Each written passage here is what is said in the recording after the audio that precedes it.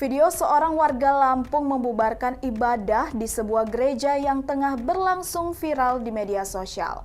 Dalam video yang dibagikan akun Instagram @terang_media pada Senin 20 Februari 2023, terlihat seorang pria masuk ke sebuah gereja yang di dalamnya tengah berlangsung peribadatan.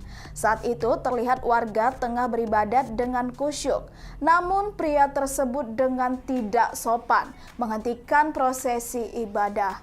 Disebutkan pembubaran prosesi ibadah itu terjadi di Gereja Kristen Kemah Daud atau GKKD Lampung. Akibat aksi intoleran tersebut, ibadah minggu di gereja tersebut harus terhenti. Iya, permisi Pak. Kami mau nanti dulu Pak, ini kan masih dibahas Pak. Iya nanti. Bukan larang Bapak sembahyang aja dulu ya. Iya. Ada Matiin dulu. Ada penyesuaiannya. Ya, nanti dulu. Kami mau beribadah. Mau beribadah kami. Kami mau beribadah. Kami mau beribadah. Nanti dulu. Di kamera siapa yang mengadakan perusahaan di kamera? Kamu beribadah Natal. Tolong di kamera siapa yang Natal seluruh dunia. Seluruh dunia merayakan Natal. Tolong di kamera. Seharusnya kami bersuka cita. Tolong di kamera. Kami ini beribadah. Kami ini beribadah. Ada acara nanti. Ada Malu Pak, malu dilihat tetangga kami merayakan Natal tapi Bapak mengganggu kami. Ya, malu kami Pak. tuh. Ayo. Kami beribadah. Di kamera siapa yang mengadakan di foto, siapa kami yang merayakan mengadakan Natal sekali perusahaan, setahun. siapa yang mendukung di foto. Kita ini dilindungi negara kita beribadah. 2 tahun kami beribadah di situ. Dilindungi negara kita beribadah. Jangan. Saya tahu. Ayo.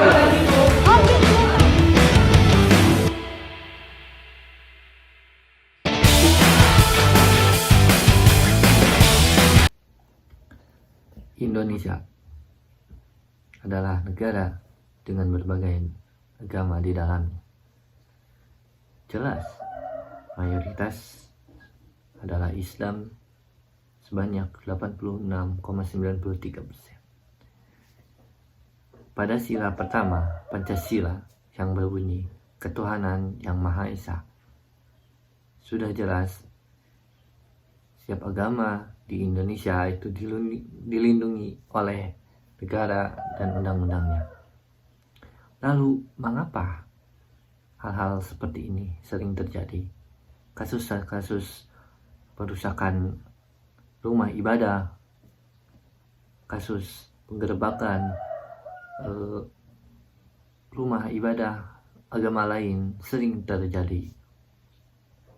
Dan juga banyak mayoritas yang menolak untuk pembangunan rumah ibadah atau gereja ataupun yang lainnya. Mengapa sesuatu ini harus terjadi seperti ini? Sering sekali terjadi di Indonesia.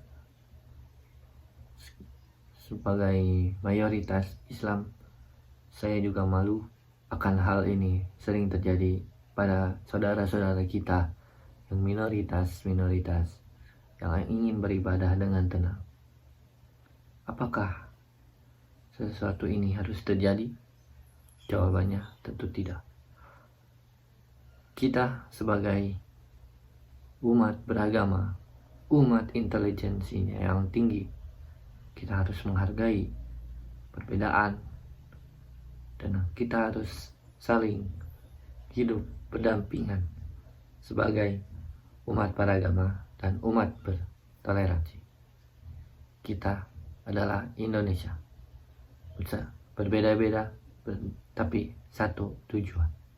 Itulah Indonesia.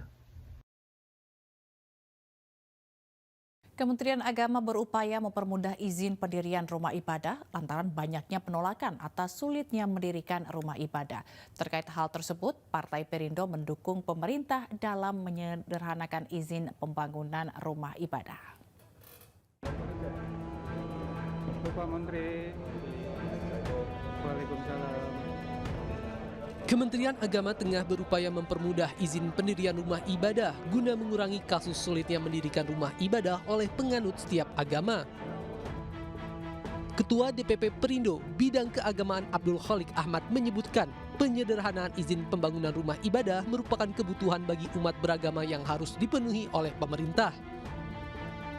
Saya kira ini satu hal yang positif untuk membangun kerukunan umat beragama dan sekaligus penyederhanaan izin rumah ibadah itu adalah bentuk dari moderasi beragama.